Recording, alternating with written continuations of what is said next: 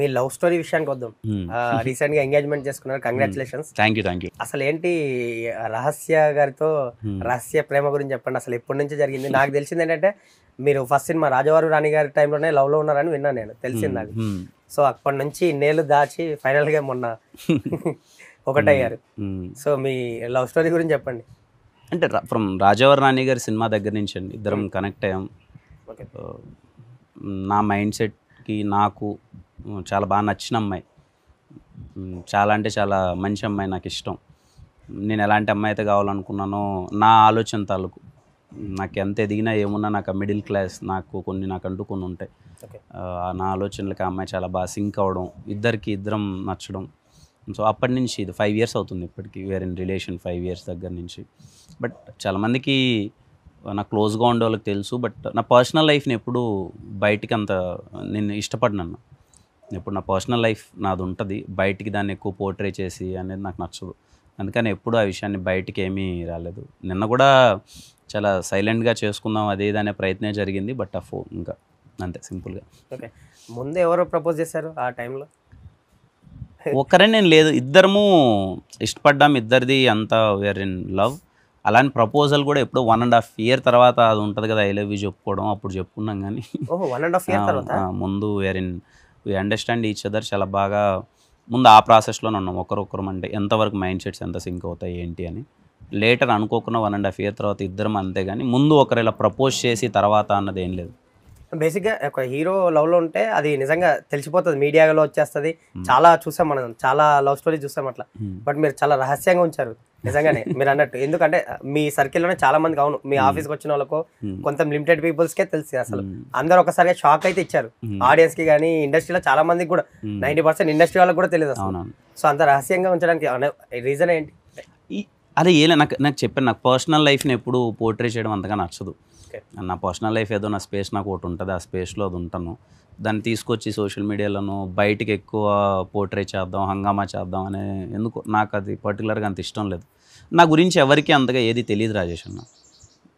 Maybe అది కూడా one of the reason, కొన్ని ఇలా రావడం తెలియని విషయాలు కూడా, ఏదేదో అందరూ అలా అనుకోవడం. కానీ నేను ఎంతసేపు ఇదిగో ఆఫీస్లో వర్క్ చేసుకోవడం, మా టీంతో ఉండడం, ఇది ఇంతే. నా గురించి, నా పర్సనల్ లైఫ్ గురించి కానీ, నేననే వ్యక్తిని కానీ ఎక్కువ తెలియదు అది బయటికి అంత అంతే. అండ్ నాకు మీలో బాగా నచ్చే విషయం ఏంటంటే హాస్పిటాలిటీ. మీరు తీసుకునే కేర్ కానీ, ఎవరైనా గెస్ట్ వస్తే మీరు చూసుకునే విధానం కానీ చాలా బాగుంటుంది. బేసిక్గా ఎక్కువ ఫుడ్ పెట్టడానికి ఇష్టపడతారు, ఎక్కువ. మొన్న ఎంగేజ్మెంట్ లో కూడా చూసాను, అంతా అయిపోయాక మీరు కిందకు వచ్చి భోజనాలు బాగున్నాయని అడిగారు. సో ఎందుకు ఆ ఫుడ్ పెట్టాలనేది ఉంటుంది. మీ ఆఫీస్లో కూడా ఒక 20-30 members ఉంటారు, ఎప్పుడు మధ్యాహ్నం మాటలు భోజనం చేస్తుంటారు. అంటే ఫుడ్ పెట్టడం అంత ఇంట్రెస్టా? నాకు ప్రభాస్ గారిలో ఉంటుంది ఆ క్వాలిటీ. నాకు తెలిసేది మనం ఒక ఎదుటి వ్యక్తికి ఏమైనా చేయగలమా అంటే ప్రేమగా అన్నం పెట్టడం అని. మనకున్న దాంట్లో ఒక వ్యక్తిని ఎవరైనా కలుస్తున్నామా, మంచిగా ట్రీట్ చేయడం, వాళ్ళకి మంచి భోజనం పెట్టడం, దాంట్లో అది నాకు పర్సనల్గా ఇష్టం. చిన్నప్పటి నుంచి నా వాతావరణము, మా చుట్టుపక్కల మా ఏరియాను, మేమున్న ప్లేసు, అది నాకు ఇష్టం. మనుషుల్ని బాగా ట్రీట్ చేయడం, బాగా చూసుకోవడం, నాకున్న దాంట్లో చూసుకోవడానికి బాగా ఇష్టపడతాను అంతే. అండ్ స్పెషల్గా బయట నుంచి కన్నా ఇంట్లో నుంచి ఎక్కువ తెప్పిస్తుంటారు మీరు డిషెస్ గట్రా. మీ మదర్ చాలా బాగుండుతారు. ఒకసారి నేను కూడా లంచ్కి రావడం జరిగింది. సో ఏంటి ఇంటి నుంచి స్పెషల్స్ తెప్పించాలని, అవి తినిపించాలని, అవి తిని హ్యాపీనెస్, వాళ్ళ సాటిస్ఫాక్షన్ అయితే మీ ఫేస్ వెలిగిపోతూ ఉంటుంది. అండ్ అమ్మ కొన్ని వంటలు చాలా బాగా చేస్తాను, అథెంటిక్ ఫుడ్స్ ఉంటాయి. ఇప్పటికీ రుబ్బు రోల్లో అది ఉంటుంది కదా, అక్కడే పిండి అంతా అక్కడే చేయడం, ఎక్కువ మిక్సీ వాడకుండా కొంచెం అథెంటిక్ పచ్చళ్ళు కానీ ఇవి కానీ చేయడం, వాళ్ళ ఫుడ్ అంతా ఊర్లో ఎలా అయితే చేస్తారో అవన్నీ ఇక్కడ దొరకవు కొన్ని. అమ్మ ఎప్పుడన్నా ఇక్కడ సిటీకి ఉన్నప్పుడు అలాంటివన్నీ, ఆ మిరియాల రసం అంట, గోంగూర పచ్చడి అంట, కొబ్బరి చట్నీలు, ఇవన్నీ అమ్మ కొన్ని డిషెస్, చికెన్ కానీ బాగా చేస్తారు. అప్పుడు ఇష్టపడతా, అరే ఇక్కడ దొరకదు కదా వీళ్ళకి, ఆల్చంద వడలంట, ఇవి స్కోప్ ఉన్నప్పుడల్లా, అమ్మోళ్ళు ఎప్పుడన్నా వచ్చినప్పుడల్లా తినిపిద్దామని ఇష్టపడతా అంతే. కిరణ్ అబ్బవరం ఒక టైంలో మీరు అన్నట్టు ట్రోలింగ్ ఇదంతా పక్కన పెడితే, ఆ టైంలో ఎక్కువ మీ గురించి మాట్లాడడం జరిగింది. ఎందుకంటే ఎక్కువ మీరు అన్నట్టు ఇన్ని ఇయర్స్లో ఇన్ని ఫిలిమ్స్ వచ్చాయని మీరు పర్టికులర్గా చెప్తున్నారు. బట్ ఆ టైంలో ఎందుకో తక్కువ టైంలో ఎక్కువ కనిపించేశారు, ఎక్కువ సినిమాలు అంటే నెలల్లోనే రిలీజ్ అయ్యాయి. బట్ అది ఎందుకో కుదిరే ఎందుకో తెలియదు. కానీ మీరు ఇప్పుడు ఇయర్స్ వరకు చెప్తే కొంచెం లాంగివిటీ కనిపిస్తుంది. కానీ బేసిక్గా నెలల గ్యాప్ లోనే రావడం జరిగింది, టకటక వచ్చేసాయి. మీరంటే ఆఫర్లు కూడా అలాగే వచ్చేసాయి, మీరు కూడా సినిమాలు చేసుకుంటూ చక్కచక్క చేసేసుకుంటూ వెళ్ళిపోయారు, ఎక్కడ గ్యాప్ లేకుండా. అంటే ఒక సినిమా షూటింగ్ లో ఇంకొకటి చేసేయడం అలా అలా. అది రిలీజ్ కూడా అలాగే కుదిరే ఎక్కువ కనిపించేస్తారు, ఎక్కువ ఎక్స్పోజ్ అయిపోయారు ఒక టైంలో. అది మైనస్ అయింది అనుకుంటారా? ప్లస్ మైనస్ అయింది 100%. అంటే ప్లస్ అవుతుంది అన్న, ఎందుకంటే ఫస్ట్ ఏ యంగ్ యాక్టర్కైనా ఎవరికైనా ఒక మనలాంటి వాళ్ళకి ఒక గ్రౌండ్ లెవెల్కి ఊర్లో ఉండే అతనికి కూడా ఒక నేమ్ తెలియాలి అంటే it takes so much of time. Luckily నాకు తొందరగా వచ్చిందని అనుకుంటున్నాను. చాలా తొందరగా నా పేరు అన్నది ఎవరైనా ఎక్కడైనా గుర్తుపట్టే విధానంగానే రే పలానా అబ్బాయి రా పలానా సినిమా కిరణ్ బోరం అంటారా అన్నది అయితే వెళ్ళింది. అలా కనపడడం వల్ల కొంచెం ప్లస్సే, ఎందుకంటే చాలా మందికి వెళ్ళాను కలిశాను. ఇంకో పక్క మైనస్ ఏంటి అని అంటే ఆడియన్స్ ఎప్పుడు అన్న ఎనీథింగ్, ఇప్పుడు నేను సినిమా తీశాను కొంచెం బ్యాక్ టు బ్యాక్ చూడడానికి తను కూడా అంత ఇష్టపడ్డాము ఇప్పుడున్న ప్రజెంట్ సినారియో. మరి ఎక్కువ కనిపించిన ఎక్కువ సినిమాలలో మైనస్ అయింది. ఆ పరంగా ఒక నార్మల్ సినీ గోయర్ ఉంటాడు కదా థియేటర్కి వెళ్ళి, ఆ ఎగ్జైట్మెంట్ ఫ్యాక్టర్ ఖచ్చితంగా తగ్గుతుంది. ఇప్పుడు నేను ఒక 2 yearsకి ఒక సినిమా చేయడం, 1 yearకి ఒక సినిమా చేయడం ఉండే ఎగ్జైట్మెంట్ నేను ఒక 2 monthsకి 3 monthsకి ఎవ్రీ 2 monthsకి నాకు ఒక సినిమా వస్తుంటే ఆ ఎగ్జైట్మెంట్ తనలో తగ్గుతుంది 100%. మంచి సినిమాలే అయ్యిండొచ్చు, బ్యాడ్ సినిమాలు అయ్యిండొచ్చు, సెకండరీ థింగ్. మంచి సినిమా అయినా సరే ఇమీడియట్గా వెళ్ళి చూసి ఒక ఎగ్జైట్మెంట్ ఉంటుంది కదా, తగ్గుతుంది. అండ్ ఒక సంక్రాంతికి కూడా మీరు సినిమాకి సంబంధం లేకుండా ఒక వెస్ట్ గోదావరి అంతా అటు, అదే మీరే అన్నారు అటు వెళ్ళడం ఇష్టం అని, ఆ సంక్రాంతికి ట్రిప్ వేశారు, అక్కడ హ్యూజ్ రెస్పాన్స్ వచ్చింది. ఎస్పెషల్లీ తాడేపల్లిగూడెంలో మీకు మంచి రెస్పాన్స్ వచ్చిందని నేను విజువల్స్ కూడా ఏదో చూసా సంథింగ్. సో అంటే సినిమా లేకుండా కూడా మీరు వెళ్ళి ఆడియన్స్ దగ్గరికి వెళ్ళడం, ఇలా రీచ్ అవ్వడం కొంతవరకు అంటే ఆ గ్రౌండ్ లెవెల్లో కొంచెం మీకు ప్లస్ అయి ఉంటది. కానీ బయట చూసే వాళ్ళకి అదే ఓవర్ ఎక్స్పోజ్ అయ్యి ఉంటది, ఇదంతా తిరగడం, ప్రమోషన్స్ ఎక్కువ కనిపించిపోవడం. అదే నా విషయంలో ఏం జరుగుతుంది అంటే నేను ఎక్కడికైనా వెళ్ళినప్పుడు అందరూ ఏమనుకుంటారంటే, నన్ను మూర్తి గారు కూడా ఒక క్వశ్చన్ అడిగారు అప్పుడు, ఇలా నువ్వు సినిమాకి ఇంతమందిని తీసుకెళ్తావంట, ఇక్కడ ఇలా అరుస్తారు ఇది అని అంటే, సార్ నా దగ్గర అంత నా సిచ్యువేషన్ అది కాదు. నేను ఒక 1000 మందిని తీసుకెళ్ళేంత డబ్బులు కూడా నా దగ్గర లేదు, నేను దాని మీద ఇన్వెస్ట్ కూడా చేయను. లక్కీలీ నేను అదే చెప్తున్నాను, నా అదృష్టం ఏంటంటే నేను ఎక్కడికన్నా వెళ్తే చాలామంది వస్తారు చూడడానికి, చాలామంది అభిమానం చూపిస్తారు.